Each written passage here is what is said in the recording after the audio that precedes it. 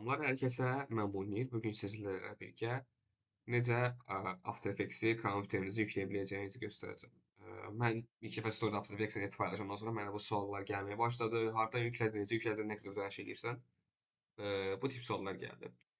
Mən açıq deyəcəm, ölkəmizin şərtləri icazə vermir ki, biz hər hansısa bir Adobe applikasiyasına aylıq ödəniş eləyək və mən bu işdən pul qazanmıram. Çoxumuz da bu işdən pul qazanmırıq, açıq deyək və ona görə də dedim ki, necə sizə bunu pulsuz yükləyə biləcəyinizi göstərim. Təbii ki, də üçüncü parti yollarla və sair etibarlı da özümdə şəxsən istifadə etmişəm və özümün istifadə etmədiyi şeyi sizə məsləhət görmürəm. Başlayaq. Linki bölüşəcəm, amma через Telegram bölüşmək istəyirəm. Çünki videonu bioqrafiyasına bu Crackli applikasiyanı əlavə eləsəm, mənə videoma təlif atmaq və ya videomu bağlatdırmaq şansları var. Mən də buna imkan vermək istəmirəm. Aşağıda verdiyim linkə daxil olursunuz, qarşınıza 1, 2, 3, 4, 5 dənə versiya çıxır. Mənim sizə məsləhətim odur ki, 2020 yükləyəsiniz və ya 2021, maksimum 2021. Çünki 2022 və 2023-də bəzi pluginlər problem yaradır. Təbii ki, pluginlərdə Crackli istifadə edəcəyimizə görə pluginlərdə problem yaradır. Növbəti videoda plugin yükləmələr göstərəcəm bu arada. Yəni problem yaradır. Ona görə də mənim məsləhətim 2020-dir. Təbii ki, də maksimum 2021-2022 yükləməyinizi məsləhət görürəm. 2020 endirə basırsınız. Yəni, təbii ki, bundan bir versiya seçin. Hər bir halda indirin deyirsiniz. Daha sonra burada destination seçirsiniz, yəni hədəf seçirsiniz, hara gedəcək fayl.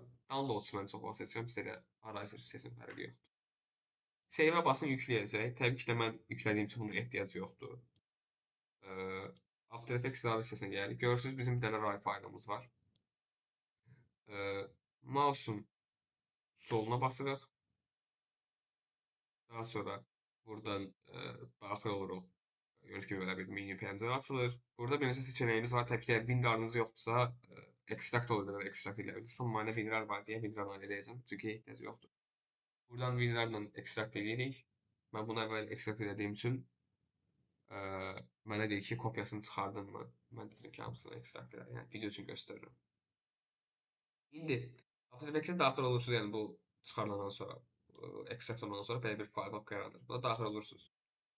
Daha sonra buna bir daha daxil olursunuz. Bir daha daxil olursunuz, qarşınıza bir neçə fayl çıxır.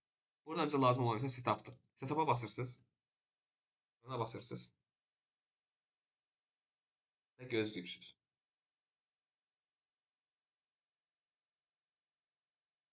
Bunlara əliniz vurmaq ehtiyac yoxdur. Continue'ya basırsınız və burada gördüyünüz kimi mavi bir bar var. Bu bar yüklənib bitəndə applikasiya yüklənib bitmiş olur. Bu bar yüklənib bitəndən sonra sizə göstərəcəm. Hələlik videonu dayandırıram.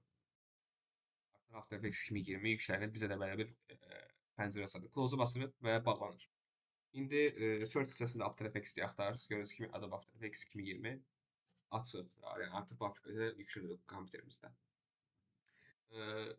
Proqram çox rahat açılır.